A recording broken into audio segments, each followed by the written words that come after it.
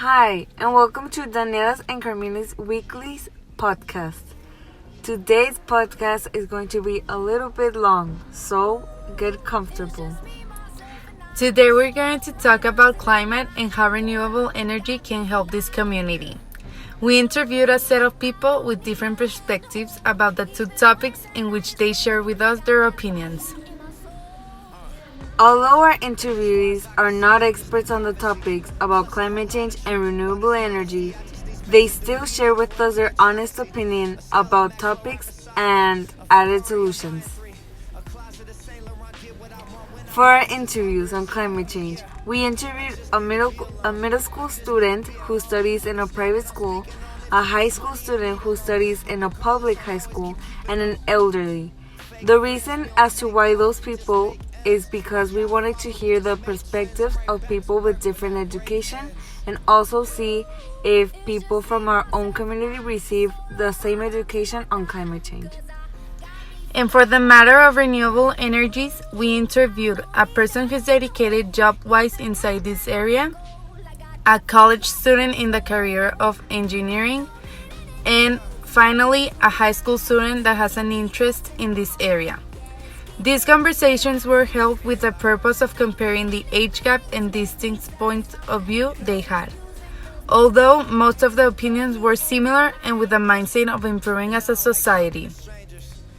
So to start today's podcast, we're going briefly to explain what is the problem with climate change and how does renewable energy enter the situation. If you don't know what exactly climate change is, well, I'm going to explain to you in a brief summary what it is. So, climate change, or also known as global warming, is a long-term rise in the average temperature of the Earth's climate system. It is a major aspect of climate change and has been demonstrated by direct temperature measurements. This means that throughout the years there has been a lot of serious and changes on temperature over time. Also, global climate change has already had observable effects on the environment. Glaciers have shrunk, ice on the rivers and lakes is breaking up earlier. Plant and animal ranges have shifted and trees are flowering sooner. Due to NASA, scientists had predicted in the past would result from a global change are now occurring. Loss of sea, ice, accelerate sea level rise, and longer, more intense heat waves. This was said by NASA, and NASA has a huge impact in climate action and they want to do something about it. This is why NASA knows a lot about climate change and what is happening right now. Also, climate change is a long-term shift in average weather patterns across the world.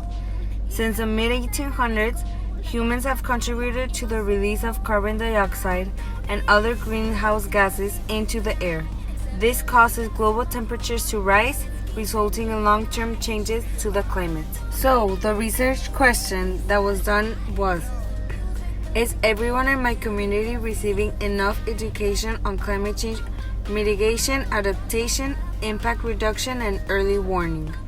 Since this is the main target of the Sustainable Development Goal, its indicator is that number of countries that have integrated mitigation, adaptation, impact reduction, and early warning into primary, secondary, and tertiary curricula, which means many schools of every grade in Monterrey and even around the world will have education on climate change or at least improve their education. On the other hand, renewable energy is energy produced from sources that do not deplete or can be replenished within a human's lifetime.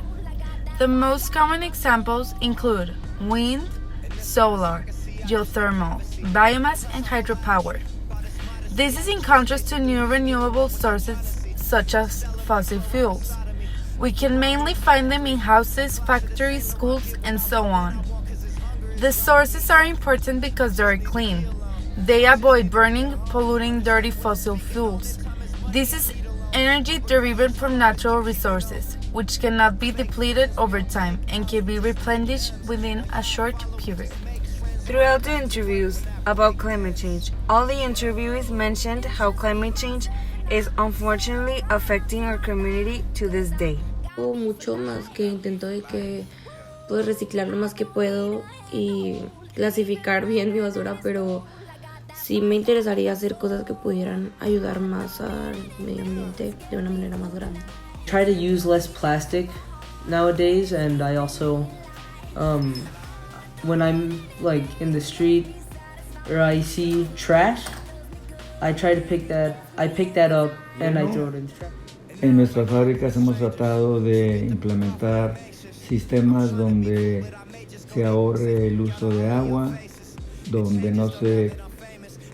hasta donde se pueda limitar el consumo de gases, y hacemos promociones o campañas con toda la gente para hacernos conscientes de los problemas que trae el cambio climático. We can keep in mind that they all want to make a change to eliminate climate change and make a difference.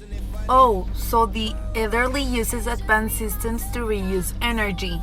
Yes, he mentioned in his interview how these systems can save the use of water where the amount of gases have a limit to not expire into the air and create contamination and pollution. Oh, how nice! We do not realize that renewable energy can make a difference. An absence in knowledge of these certain situations can have a bad effect on our world. So it is genuinely significant we learn about these effects it has on us. Renewable energy may be expensive, but in the longer term, it helps our environment by polluting less. Another complication might be that these energies do not reach low economic places, and it's on the right to get access to this type of power. And how can these energies be implemented into the companies for a better usage? Well, actually, many companies have started to create solutions, making strategies on how they can improve the situation we are living in. One of the invited guests was a federal government official from La Comisión Reguladora de Energía. He shared with us a part of what the company he works for does, and he included a variety of strategies people can do to recycle and use correctly energy, making it significant.